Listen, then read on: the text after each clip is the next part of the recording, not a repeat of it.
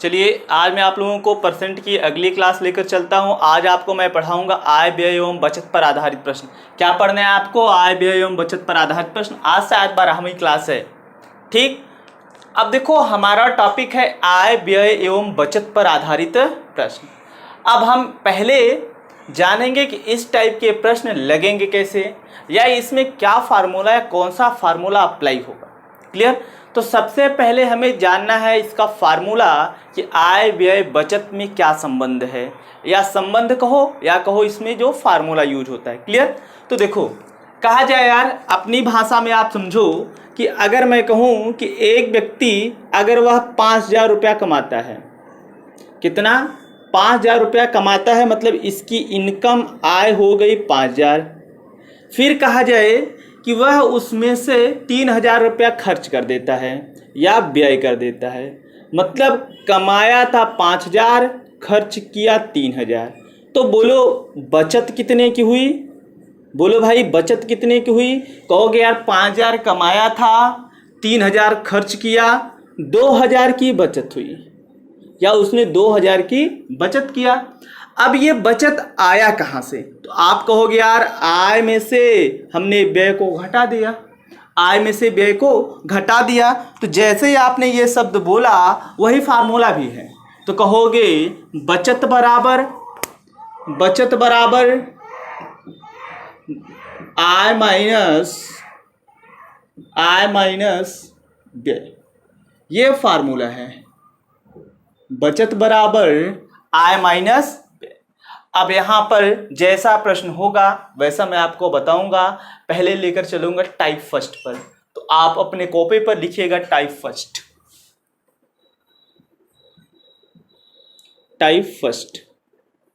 लिखना, क्वेश्चन लिखना। इसमें एक व्यक्ति अपनी संपूर्ण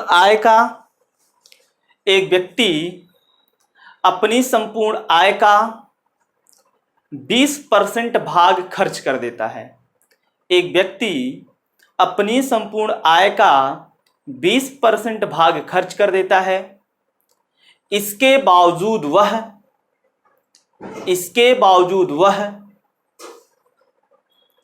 24,000 रुपए की बचत कर लेता है। इसके बावजूद वह 24,000 रुपए की बचत कर लेता है। तो बताइए व्यक्ति की आय क्या है? व्यक्ति की आय क्या है, या व्यक्ति की आय कितने रुपए है? देखो जब इस टाइप का प्रश्न आए तो आपको आय पता नहीं है, तो आप आय को मान लिया करो कि माना आय 100%, माना आय 100%। क्लियर? आय कितना? 100% हो गया। व्यक्ति ने अपने संपूर्ण आय का कितना परसेंट भाग खर्च किया? कहोगे 20%।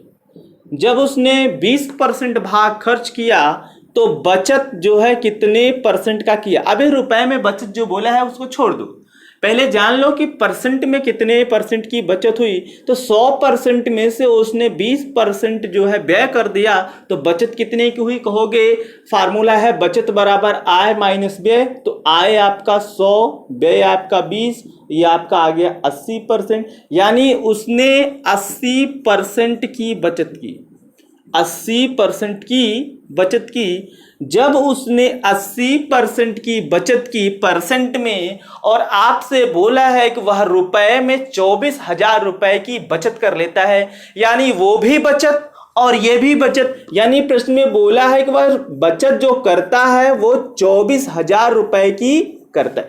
अब भाई व्यक्ति एक ही है, वो बचत रुपए में 24,000 का करता है, परसेंट में 80% का करता है, मतलब दोनों आपस में क्या हुए? बराबर। जब दोनों आपस में बराबर हुए तो इन दोनों वैल्यू को आप बराबर कर देना, कह देना कि 80% बराबर 24,000, 1% बराबर 24,000 बटा 80, कैलकुलेट करोगे तो 8 तिरिक 24, ये आपका आ गया 300। तो 1% की वैल्यू 300, और आपसे पूछ रखा है आय, तो आय कितना परसेंट? 100%। कहोगे व्यक्ति की आय जो है 100%, 100%, 1% की वैल्यू 300, 100% की 100 गुणे 300 बराबर ये आपका हो जाएगा 30,000। क्लियर? मैं ये उम्मीद करता हूं कि ये चीज आपको अच्छे से समझ में आई होगी। क्लियर? नोट करिए, फिर अगला प्रश्न लेकर चलते हैं। लिखिएगा, लिखना भाई। एक व्यक्ति अपनी संपूर्ण आय का, एक व्यक्ति अपनी संपूर्ण आय का 25% भाग खर्च कर देता है। एक व्यक्ति अपनी संपूर्ण आय का 25% भाग खर्च कर देता है। इसके बावजूद वह 37,500 रुपए की बचत कर लेता है। इसके बावजूद वह 37,500 रुपए की बचत कर लेता है। तो बताइए व्यक्ति की आय क्या है? तो बताइए व्यक्ति की आय क्या है? हम देखिए आपको इसी तरीके से बताएंगे, क्योंकि हमें आपको सिखाना है। आप सीख लीजिए, फिर दूसरा तरीका अभी बता देता हूं। जो लोग सोच रहे हैं यार ये तो हमें पता है, ये तो बहुत पुराना नियम है, मेथड है, तो उनको भी बता दे रहा हूं। मान लो व्यक्ति की आय 100%, व्यक्ति ने व्यय अर्थात खर्च कितने परसेंट का किया? 25% का। तो बताओ व्यक्ति ने बचत जो है परसेंट में कितने की किया? कहोगे 100% माइनस 25%, अर्थात उसने बचत किया 75% का। उसने बचत किया कितने परसेंट का? 75% का। और बोला है जो बचत रुपए में है वो बचत 37,500 रुपए में है। अब ये भी बचत दोनों आपस में बराबर। जब दोनों आपस में बराबर तो 75% बराबर 37,500 कर दो। कहोगे ये 75% बराबर 37,500, 1% बराबर 37,500 बटे 75। इसको काटोगे ये आपका 5 से जाएगा। 75 एका 75, 75 पंजे 375। क्लियर? और ये आपका 500 आ गया। 1% बराबर 500। आय पूछा है तो आय कितने परसेंट भाई? तो आय कहोगे 100%, तो 1% बराबर 500, तो 100% बराबर 100 गुणे 500, अर्थात यह आएगा आपका 50। क्लियर? अब देखो आपको अगर हिट एंड ट्रायल रूल चाहिए तो डायरेक्ट आप लगा सकते हो। ये जो चीजें मैं लिख रहा हूं इसको लिखना नहीं है, इसको अपने माइंड में सेटअप करना है। अगर इसको माइंड में सेटअप कर लेते हो तो तुरंत आप लगा ले जाओगे। अब देखना इसको कैसे अपने माइंड में सेटअप करते हैं, उससे पहले आप इसको नोट कर लीजिए। अगर आपको समझ में आया है तो हाँ या ना कमेंट करें। क्लियर हो गया?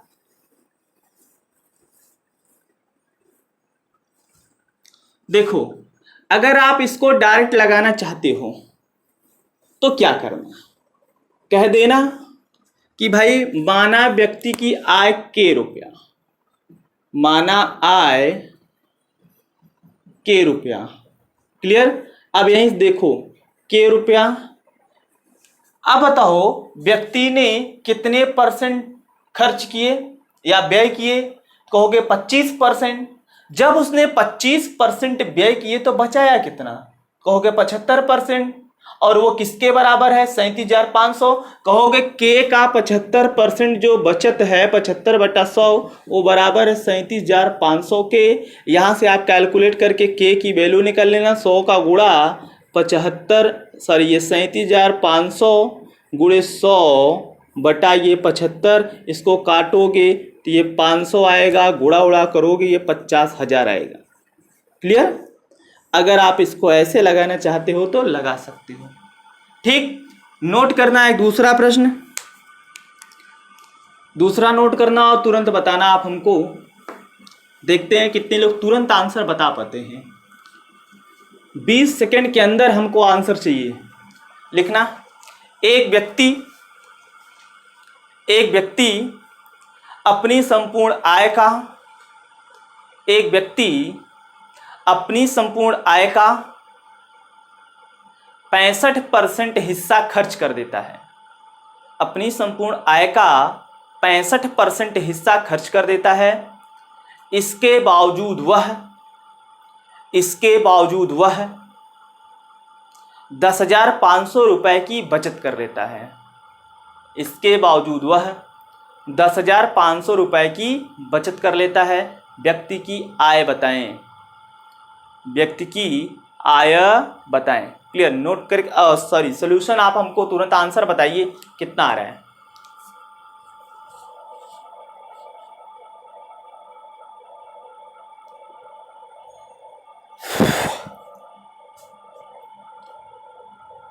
जिसका 30,000 आ रहा है उनका सही है, 30,000 वालों का सही है। देखना, मैं एक एक नियम से बताता हूं क्योंकि आपको सीखना है। मान लो कि इनकम जो आय है वो अपने आप में कितना परसेंट, 100%। व्यक्ति ने खर्च कितना किया, व्यय कितना किया, कहोगे 65%। तो बताओ व्यक्ति की बचत कितने परसेंट की हुई, तो कहोगे 35% की बचत। जब 35% की परसेंट में बचत हुई और रुपए में बोला है ये 10,500 की बचत, आखिर ये दोनों बचत हैं, दोनों आपस में बराबर। कहोगे ये 35% बराबर 10,500, 1% बराबर 10,500 बटा 35, 35 तिया 105, 300। 1% की वैल्यू आई आपकी 300। आपसे पूछा है आय, तो आय अपने आप में क्या, 100%। आय बराबर 100%, 1% की वैल्यू 300, 100% की 100 गुणे 300, अर्थात ये आएगा आपका 30,000। क्लियर। अच्छा ये बताओ, अगर आपसे ये पूछ लेता, देखो अभी नहीं मैं नहीं बोल रहा हूं, एग्जाम में पूछ सकता है तो आप कर लेना। बोलता व्यक्ति ने कितने रुपए खर्च किए, अगर आपसे ये पूछ लेता कि व्यक्ति ने कितने रुपए खर्च किए, तो बोलो व्यक्ति ने परसेंट में कितने परसेंट खर्च किया था, 65%। 1% की वैल्यू 300, तो 65% की वैल्यू आप निकाल लेते, 19,500 आया था। गुणा करेंगे तो 19,500 आपका आ जाएगा। क्लियर, इतनी बात क्लियर हो गई। तो अभी तो ये एक शिफ्ट वाला खर्च था, अभी 2-3 शिफ्ट में खर्च आएगा, तो कैसे आप लगाओगे, लिखना।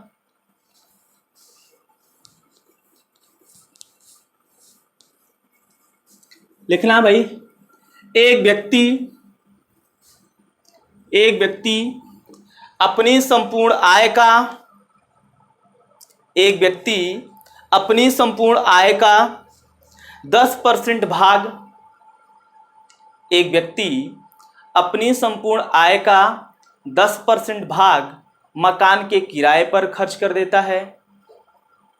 10% भाग मकान के किराए पर खर्च कर देता है, कामा 15% भाग भोजन पर खर्च कर देता है, 15% भाग भोजन पर खर्च कर देता है, 12% भाग मनोरंजन पर खर्च कर देता है, 12% भाग मनोरंजन पर खर्च कर देता है।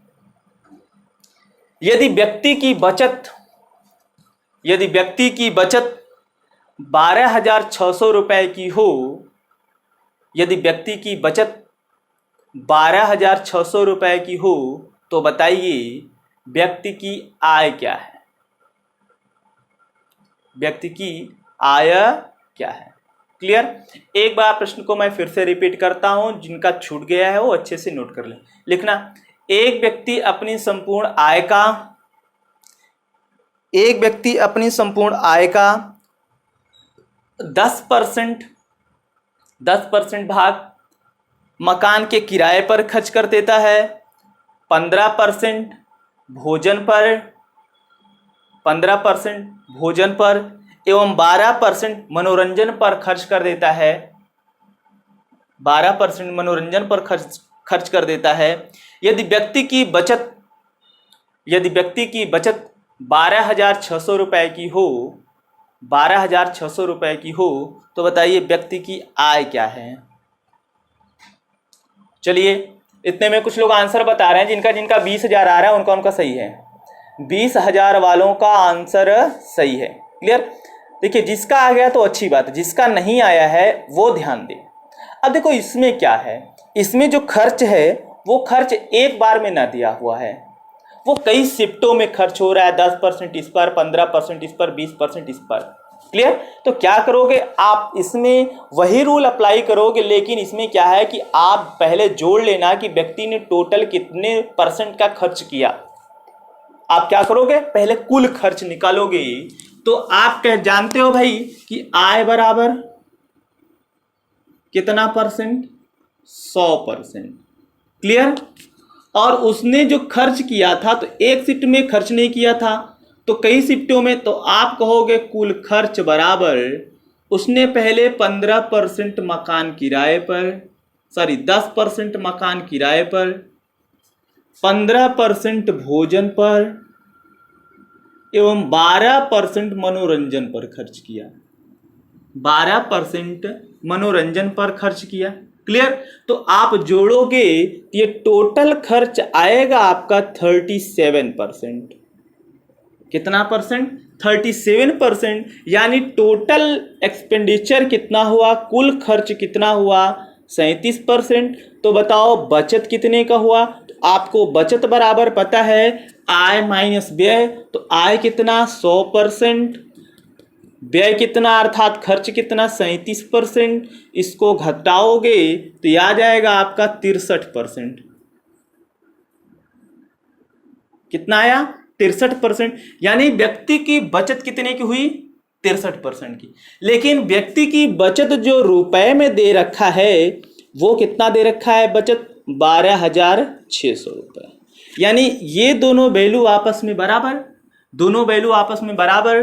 तो कहोगे कि ये 63% बराबर 12,600, 63% बराबर 12,600, 1% बराबर 12,600 बटे ये 63, 63 दूना 126, 200, 1% की वैल्यू 200 आई। आपसे आय पूछा है तो आय अपने आप में 100%, आय अपने आप में 100%। तो कहोगे 100 गुणे 200 बराबर ये 20,000। क्लियर? व्यक्ति की आय कितनी है, 20,000 रुपए। क्लियर? अगर आपको ये चीज समझ में आई है और ना भी समझ में आई है तो कमेंट कर दीजिएगा। अभी एक प्रश्न मैं और बोलता हूं, उसको लगाइएगा और समझ के लगाइएगा, आ जाएगा, कुछ है नहीं, आसान है। ठीक, नोट करिए।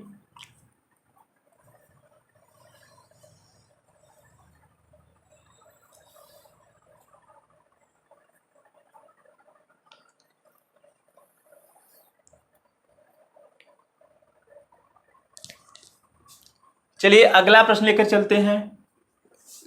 लिखिएगा भाई, नोट करिएगा। एक व्यक्ति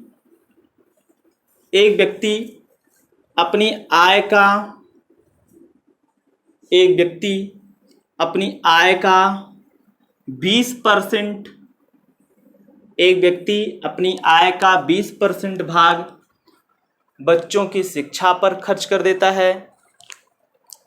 20% भाग बच्चों की शिक्षा पर खर्च कर देता है, कामा 15% भाग भोजन पर खर्च कर देता है, 15% भाग भोजन पर खर्च कर देता है। मैं लिखता चलता हूँ, जो खर्च है मैं खर्च को लिखते चल रहा हूँ। खर्च है 20% बच्चों की शिक्षा पर, ये शिक्षा हो गया,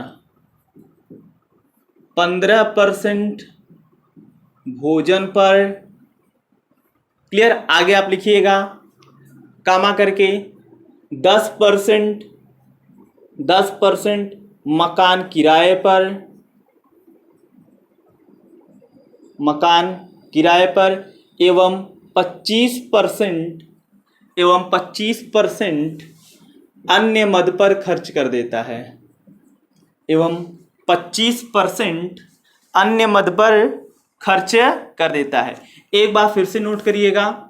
एक व्यक्ति अपनी संपूर्ण आय का 20% शिक्षा पर, 15% भोजन पर, 10% मकान किराए पर एवं 25% अन्य मद पर खर्च कर देता है। इसके बावजूद वह इसके बावजूद वह 5600 रुपए की बचत कर लेता है। इसके बावजूद वह 5600 अर्थात 5600 5600 रुपए की बचत कर लेता है। तो बताइए इसमें दो प्रश्न। तो बताइए, पहला प्रश्न, व्यक्ति की आय क्या है? व्यक्ति की आय क्या है? दूसरा, व्यक्ति ने शिक्षा पर कितने रुपए खर्च किए? व्यक्ति ने शिक्षा पर कितने रुपए खर्च किए? देखिए, आपको पता है कि आप मानते हो कि माना व्यक्ति की आय हमेशा अपने आप में कितना परसेंट? 100%। उसने खर्च इस प्रकार किया है, तो खर्च आप जोड़ो कितना आ रहा है भाई? कहोगे 20, 15, 35, 10, 45, 45 और ये 5, 50, 20, 70, यानी 70% खर्च किया उसने। कितना किया? 70% उसने खर्च किया। इसके बाद आप कहोगे व्यक्ति की बचत बराबर, तो व्यक्ति की बचत बराबर आय माइनस व्यय, 100% माइनस 70% बराबर ये आपका 30%। और बचत दे रखा है रुपए में, बचत दे रखा है रुपए में आपका 5600। ये दोनों वैल्यू आपस में बराबर, तो कहोगे कि 30% बराबर 5600, 1% बराबर 5600 बटा 30, ये 0 0 से कैंसिल आउट। अब देखो ये 3 से ये पूरा विभाजित नहीं होगा, तो आप इसको 560 बटा 3 लिख दो। पहला प्रश्न आपसे पूछ रखा है कि व्यक्ति की आय, पहला प्रश्न है व्यक्ति की आय, तो व्यक्ति की आय 100%, 1% की वैल्यू 560 बटा 3, तो 100% की कहोगे 100 गुणे 560 बटा 3 गुणा करोगे ये 56,000 बटा 3 रुपये। आप कैलकुलेट करके पॉइंट में निकाल लेना। दूसरा प्रश्न बोला है व्यक्ति ने शिक्षा पर कितने रुपए खर्च किए, तो बोलो व्यक्ति ने शिक्षा पर कितने % खर्च किया था? 20%। कहोगे शिक्षा पर खर्च, एक्सपेंडिचर इन एजुकेशन, शिक्षा पर है आपका ये 20%, कहोगे आ गया 20 गुणे 1% की वैल्यू 560 बटा 3, तो ये आपका हो गया 560 बटा 3, गुणा उड़ा करोगे 0 0, 2 छंग 12, 2 पंजे 10, 1 11 बटा 3, यानी 11,200 बटा 3 रुपया। कैलकुलेट कर लेना इसको भी, ये पॉइंट में आ जाएगा। क्लियर? चलो, मैं ये उम्मीद करता हूं कि आपको पूरा समझ में आया होगा। क्लियर? समझ में आया ना भाई? समझ में आया तो कमेंट करिए। क्लियर? अब एक और प्रश्न लेकर चलता हूं, जरा उसको लगाइए आप लोग, नोट करिए तेजी से। जिसका नोट हो गया ठीक है, जिसका नहीं हो पाया है वो स्क्रीनशॉट ले सकता है। चले भाई, लिखना, बोले लिखना। एक व्यक्ति अपनी संपूर्ण आय का, एक व्यक्ति अपनी संपूर्ण आय का 16.2/3%, एक व्यक्ति अपनी संपूर्ण आय का 16.2/3%, 16.2/3% शिक्षा पर खर्च कर देता है। 16.2/3% शिक्षा पर खर्च कर देता है, एवं 13.1/3%, एवं 13.1/3% भोजन पर खर्च कर देता है, भोजन पर खर्च कर देता है। इसके बावजूद वह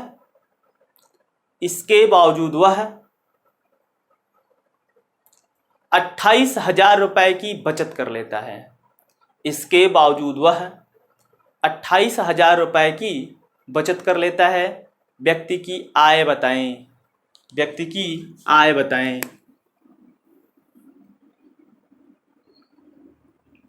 देखना, आप कहोगे व्यक्ति की आय बराबर 100%, उसने जो खर्च किया हुआ है 16 सही 2/3% और 13 सही 1/3%।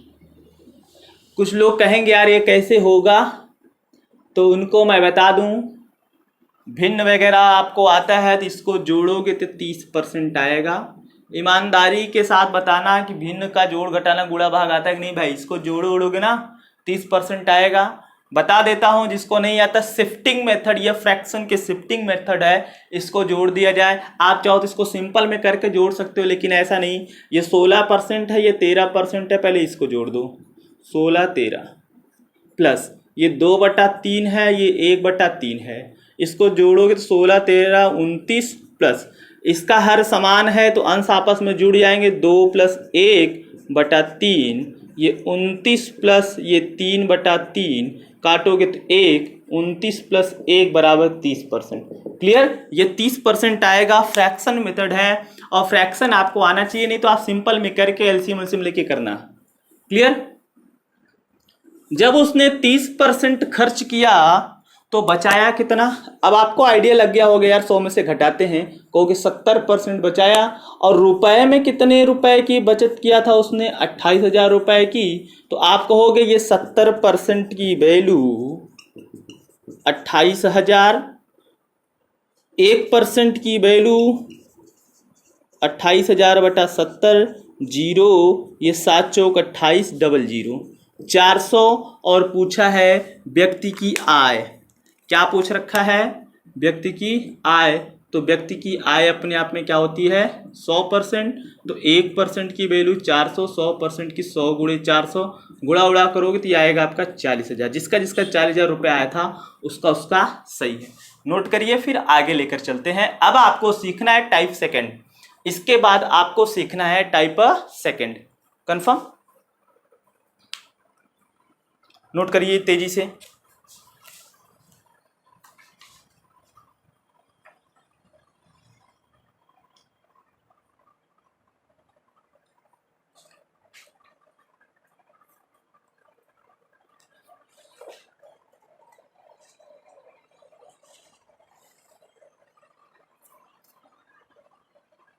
हो गया भाई? आगे आप पॉइंट या हेडिंग बनाइएगा टाइप सेकेंड।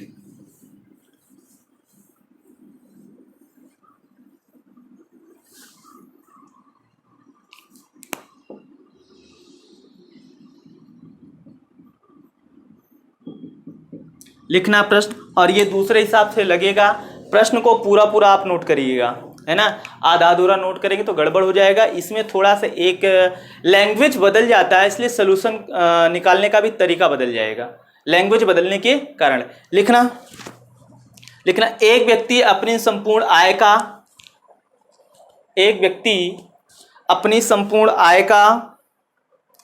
10% भाग, एक व्यक्ति अपनी संपूर्ण आय का 10% भाग मकान किराए पर खर्च कर देता है।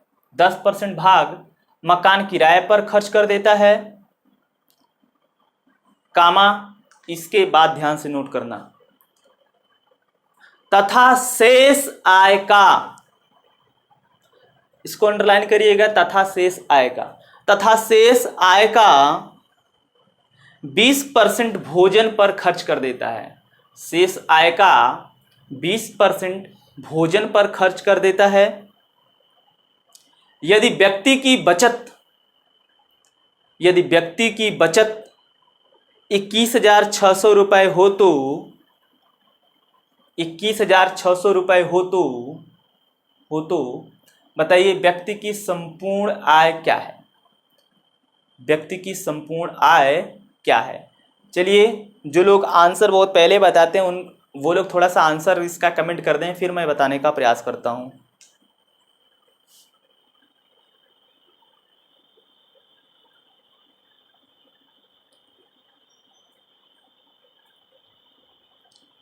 चलिए मैं बताता हूं। देखना, इसको मैं बेसिक भी बता सकता हूं, लेकिन बेसिक लगाने की आवश्यकता नहीं। आपको अपने दिमाग में ये याद रखना है, जब आपसे ये आय व्यय बचत वाले में शेष आय का बोल देगा कि शेष बची आय का, है ना, इतना परसेंट इस पर खर्च कर देता है, तो वहीं तुरंत आपको रुक जाना है। उस तरीके से आप जोड़ के नहीं निकालोगे कि जोड़ के 100 से घटा दिया तब करेंगे, तब नहीं। अगर आपसे शेष करके पूछता है तो आप कहोगे, आपको एक फार्मूला पता है, F बराबर I in bracket 100 plus minus A upon 100, 100 plus minus B upon 100, 100 plus minus C upon 100। Clear, up to dot. अब यहाँ पर क्या है, तो देखो अब यहीं आप सुधार लो। F का मतलब आप कर दो बचत, F का मतलब कर दो बचत। आप दूसरी लाइन में नीचे लिखोगे, दूसरा फार्मूला बनाओगे, नीचे से लिखोगे, मैं उसी में अपना काम कर ले रहा हूँ। और I का मतलब होगा आय, आई का मतलब होगा आय। और खर्च के लिए हमेशा माइनस का प्रयोग करेंगे, खर्च के लिए माइनस का प्रयोग करेंगे। क्लियर, ये फार्मूला आपको नोट करना है।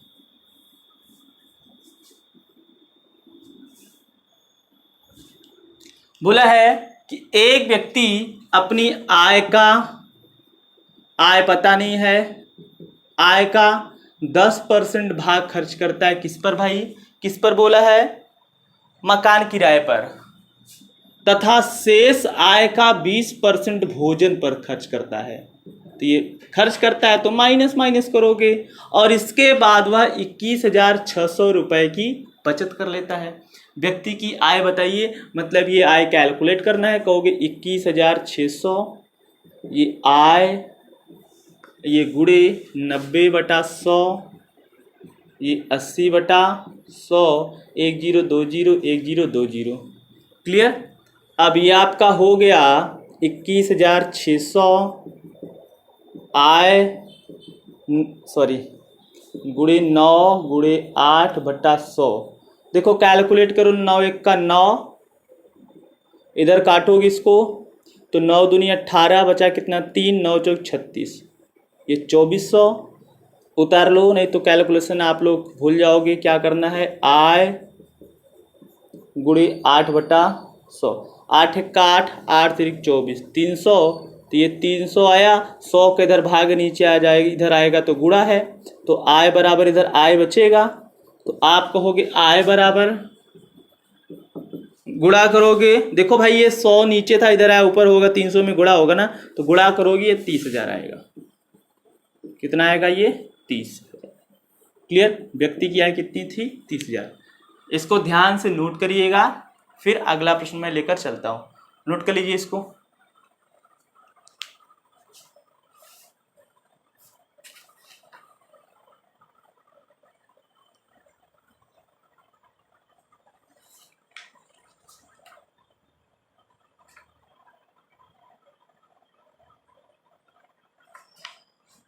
हो गया भाई, लिखना अगला प्रश्न। एक अगला प्रश्न लिखिएगा। एक व्यक्ति अपनी संपूर्ण आय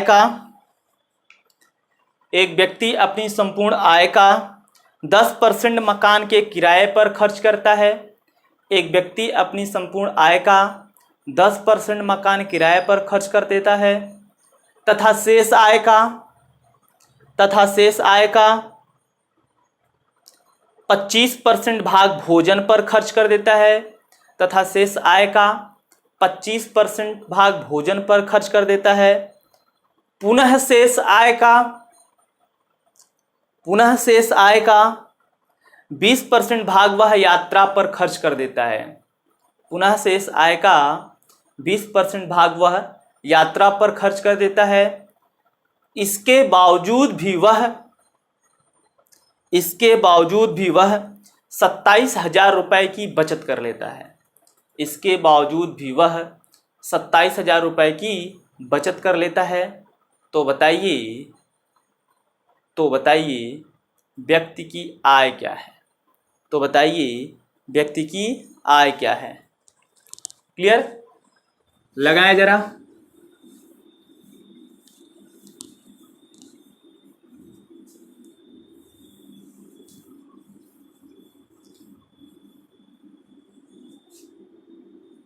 चलो मैं लगाता हूं।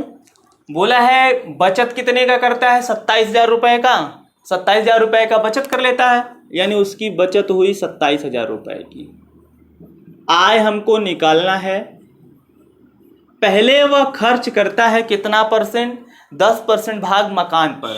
तो खर्च करेगा तो माइनस 100 से 10 घटा दिया और ये बटा 100, तथा शेष आय का कितना परसेंट भाग?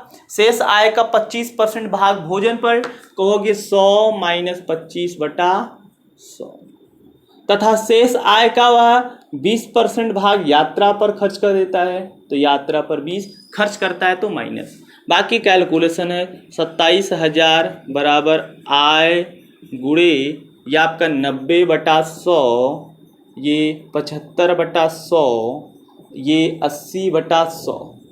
क्लियर? इधर देखना, ये आपका आ गया 1 0 1 0 1 0 1 0। क्लियर? अब आपका ये कटा 25 तिया 75, 25 चौका 100, 4 का 4, 4 दूना 8। क्लियर? तो ये आपका आ गया 27,000 बराबर आय गुणे ये 9/100, ये 3 गुणे 2।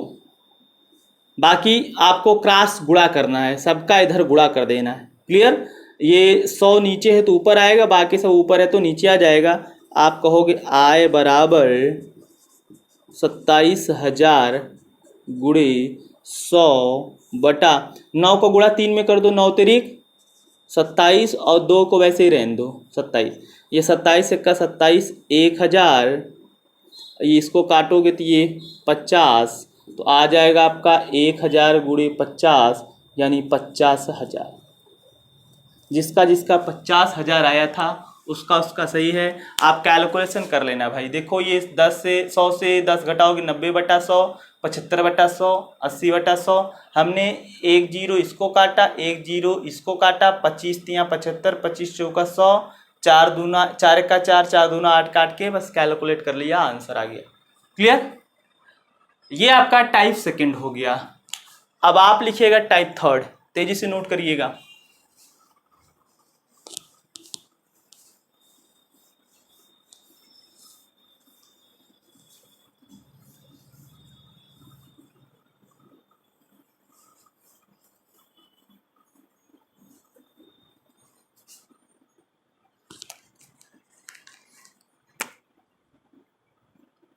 टाइप थर्ड नोट करना भाई, लिखना। एक व्यक्ति अपनी संपूर्ण आय का 80% भाग खर्च करता है। एक व्यक्ति अपनी संपूर्ण आय का 80% भाग खर्च करता है। आगे लिखना, यदि उसकी आय को 20% बढ़ा दिया जाए, यदि उसकी आय को 20% बढ़ा दिया जाए और खर्च को 10% बढ़ा दिया जाए, और खर्च को 10% बढ़ा दिया जाए, तो बताइए उसकी बचत पर क्या प्रभाव पड़ेगा? तो बताइए उसकी बचत पर क्या प्रभाव पड़ेगा? एक बार फिर से नोट करना। बोला है एक व्यक्ति अपनी संपूर्ण आय का 80% भाग खर्च कर देता है। यदि उसकी आय को 20% बढ़ा दिया जाए तथा उसके खर्च को 10% बढ़ा दिया जाए, तो बताइए उसके बचत पर क्या प्रभाव पड़ेगा? क्लियर? चलिए, सोल्यूशन बताने से पहले एक ज़रूरी बात, जो लोग पेड क्लास ज्वाइन करना चाहते हैं वो लोग तुरंत ज्वाइन कर लें, नहीं तो फिर लेट हो जाएंगे। कुछ लोग ज्वाइन कर चुके हैं, अभी उनको क्लास नहीं मिली है, क्लास उनको कल से मिलने लगेगी। जो लोग पेड क्लास ज्वाइन करना चाहते हैं वो तुरंत ज्वाइन कर लें। पेड क्लास में आपको रीजनिंग और इंग्लिश पढ़ाया जाएगा। इंग्लिश और रीजनिंग आपको पढ़ाया जाएगा, जिसकी फीस है मात्र 1,000 रुपया, और ये पूरा कोर्स है। इंग्लिश और रीजनिंग सुपर टेट और वनडे एग्ज़ाम का पूरा कोर्स है। ये नहीं थोड़ा बहुत आपको पढ़ा के छोड़ दिया जाएगा, पूरा पढ़ाया जाएगा। क्लियर? तो जो लोग ज्वाइन करना चाहते हैं भाई वो तुरंत ज्वाइन कर लें पेड क्लास को, नहीं तो फिर लेट हो जाएंगे। बाद में आप मत कहना कि नहीं हमें नहीं बताया गया था।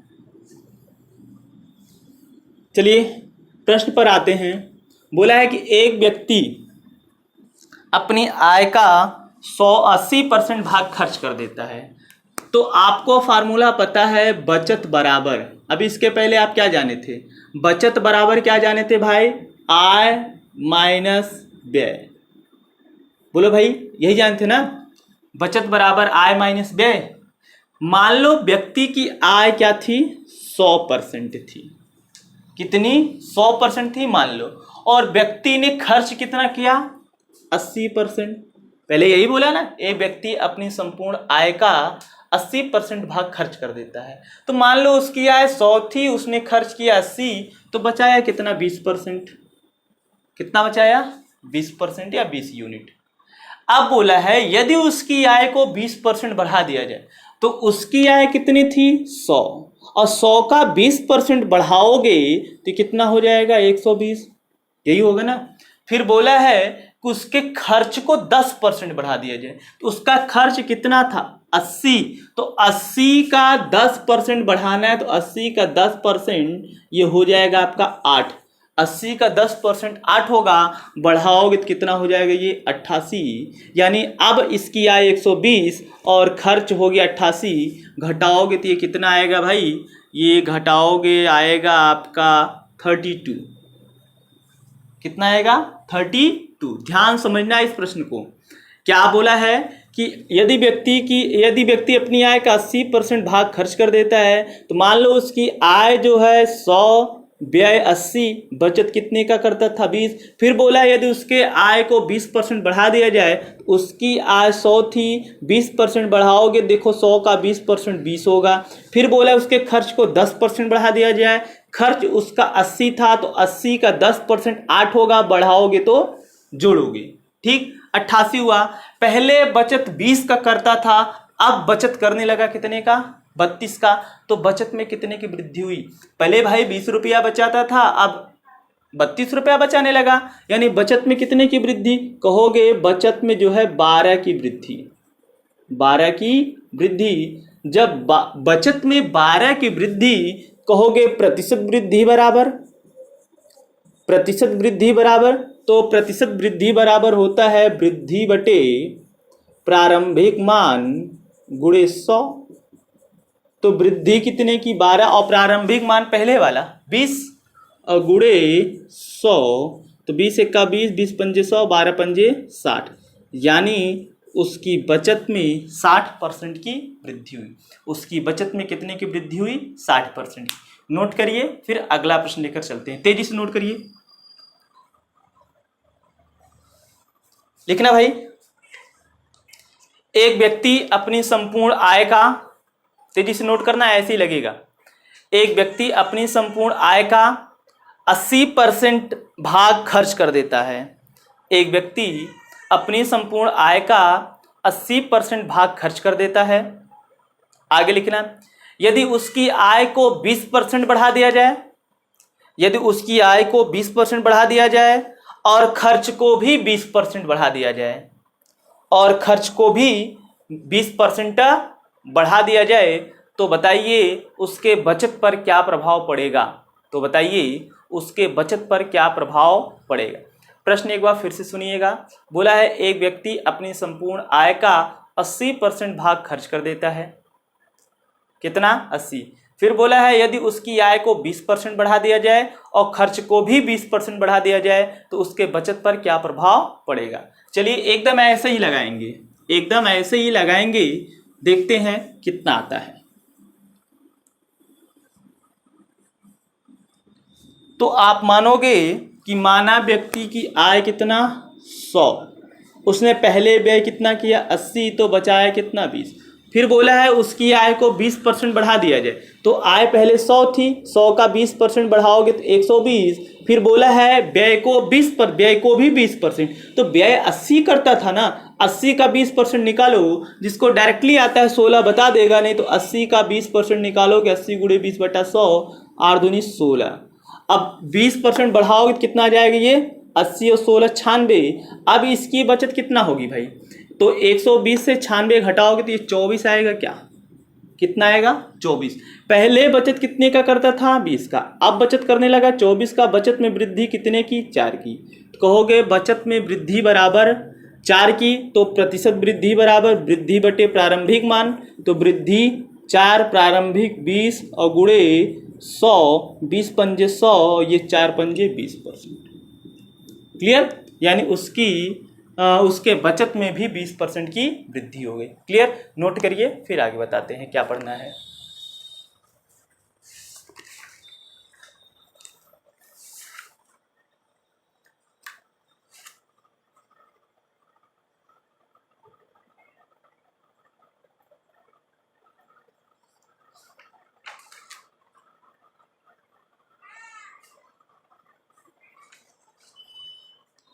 हो गया,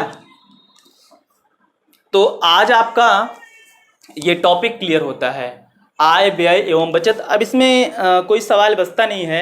अगर आपको लगता है कि इसका कोई सवाल छूट गया है तो आप हमारे पर्सनल व्हाट्सएप नंबर पर हमें व्हाट्सएप मैसेज कर सकते हैं। मैक्सिमम लोगों को मेरा व्हाट्सएप नंबर पता है। क्लियर, अगर जिसको मेरा व्हाट्सएप नंबर नहीं पता है नीचे कमेंट करेगा, मैं उसको अपना व्हाट्सएप नंबर दे दूंगा। क्लियर, और जिसको मेरी क्लास अच्छी लगती हो वो लाइक शेयर और सब्सक्राइब जरूर करे, ज़्यादा से ज़्यादा शेयर करेगा। क्लियर, जिससे ये ज़्यादा से ज़्यादा ज़रूरतमंदों के पास हो जाए। क्लियर, अगर आपको इसमें कोई समस्या हो तो आप हमें तुरंत बता दीजिए, जो भी समस्या आप हमें बताइए मैं उसका सलूशन आपको दे दूंगा। ठीक, कोई दिक्कत नहीं ना। और हाँ, जिसको मेरा पेड कोर्स ज्वाइन करना है इंग्लिश और रीजनिंग के लिए वो जल्द ही ज्वाइन कर ले। क्लियर, आज के लिए बस इतना ही। Okay, thank you.